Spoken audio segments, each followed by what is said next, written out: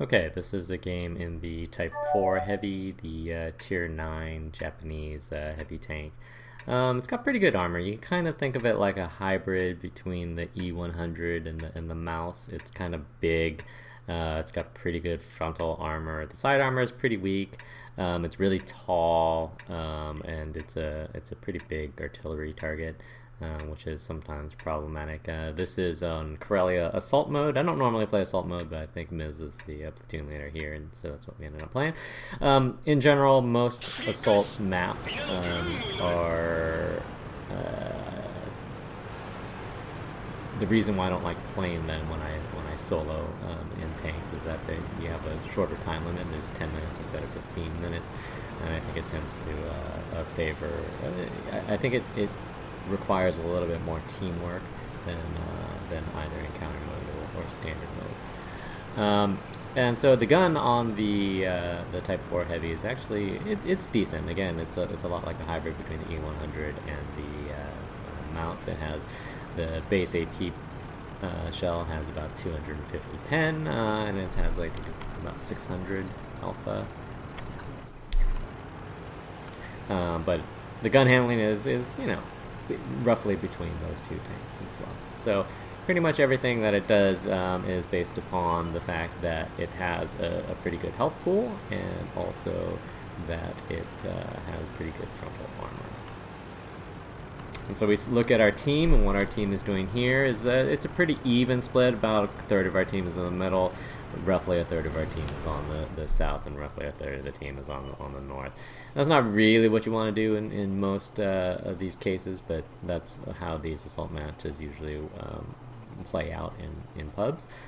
So it's not something that's totally atypical. We have some people crossing the middle, so that's something that we want to keep an eye on to see what those guys actually spot here. And you always want to take this time to look at what your team is doing and where the enemy team is spotted. They have their E4 in the middle there. That's not a very good spot for an E4, but nevertheless, I do not have a shot in from my current position. There's only 2 tier 10s on each side, so that's something that we really need to be careful of, because those are the tanks that can pen us pretty easily, especially since they're tier 10 tank destroyers. It's a trap! Ammo rack, best rack. You can see their E4 is already getting whittled down, so I'm not too concerned about that. Our T-54 Proto made it across through the middle into that sort of E4 area, which is a good position if you can get it. But usually you don't want to send a tank quite that slow over there, because it's too easy for them to get countered before they get across there. But, luckily it's a trap! Very much damage, although the tank that did go with it did.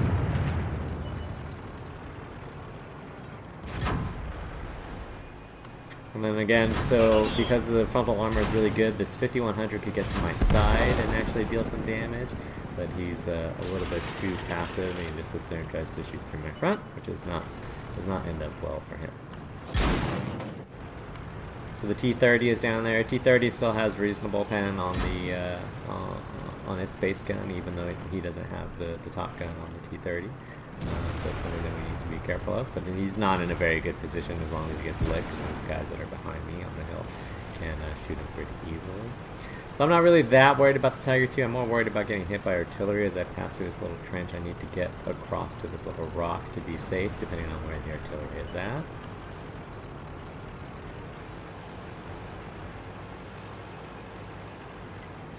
And so I come around this corner a little bit too square, at too perpendicular of an angle, so he gets to shoot me through the drive wheel.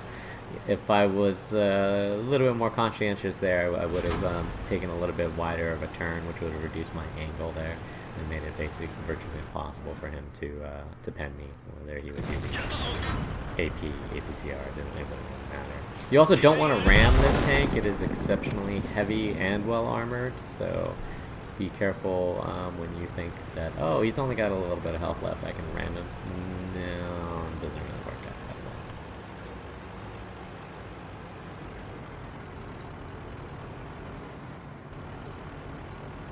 The bad thing about this tank is that, much like the Mouse and the E100, it is pretty slow. And on maps like assault modes, where you need to be a little bit quicker, you need to always be on the move. You always need to be on the ball, otherwise you're going to run out of time.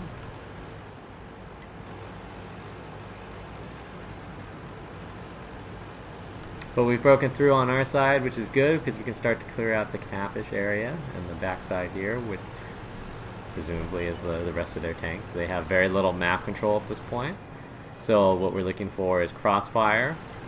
Right, if we're on this west side, we're looking to shoot the tanks on the east because they're probably going to be facing the west.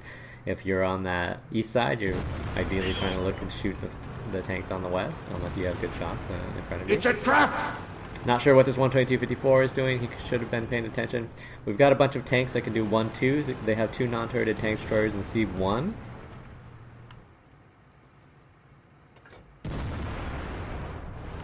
But we're not totally pushing there, which is fine to an extent. They're not really doing a whole lot where they're at.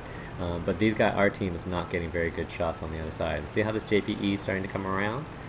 So we want to be sure that we can get him down. It's a trap! He's firing HE, which does not bode well for him.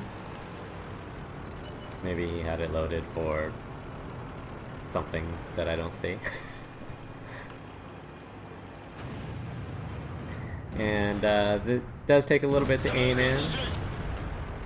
I do screw up that shot, which is not good. And then he decides to nuke the other guy instead of me. And then he tries to ram me. The JPE is a pretty heavy tank, but it is still not a good idea to ram a Japanese tank, particularly this one.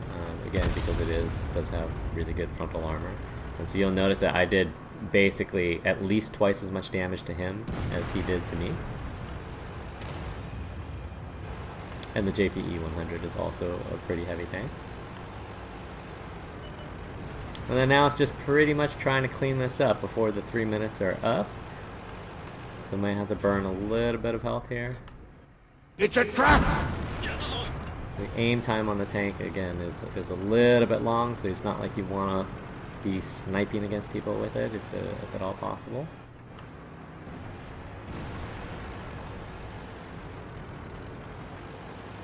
And so when it gets down to this sort of section of the timer, you want to start thinking about how you're going to win this game, whether you're going to win by cap pressure. You know, as long as the artillery's up, it's going to be a little bit more difficult, unless we can get behind those rocks on the sort of southeast side of the cap. Otherwise, they've got a lot of guys, but all of their guys are in front of us, so we've got pretty much just frontal armor to deal with.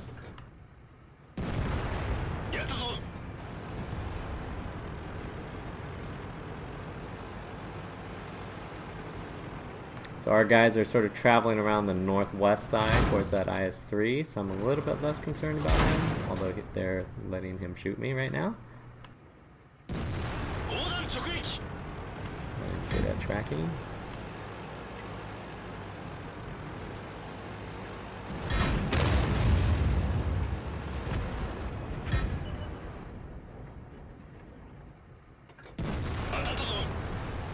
And then that's pretty much the ball game. And so you'll notice a couple of things. Primarily, this is assault mode, and I'm in a slow tank. So whenever I'm in assault mode in a slow tank, I want to try to push as much and as quickly as possible if I'm on the offensive, because I know I need to try to win one flank, or at least figure out what's enough of what's going on one flank. You know, let's say that they had 10 guys on this side and, you know, 3 guys on this side and 2 guys camping, right? And if I'm the one tank on this side, once I figure out that there's 10 tanks, then all I have to do is slow play, right, and let the other side win. But in this particular case, there are a lot of lower tier tanks that we're matched up against, and you want to bully, and you just want to basically drive straight through, always be driving forward, and that's going to allow you to have enough time at the end. You know, we're down to less than 2 minutes at the end when we finish them off. But at the end, you sort of have to start thinking about, you know, how much time. You know, it's a sort of age-old down and distance. Know how long you have to operate to win the game, and then decide whether you're going to be able to win it by killing everything, or whether you're going to need to cap out, etc., etc., etc.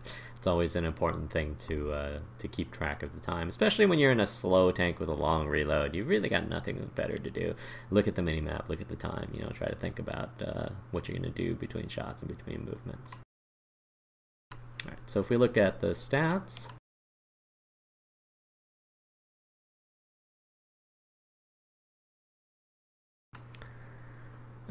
So we did a good amount of damage.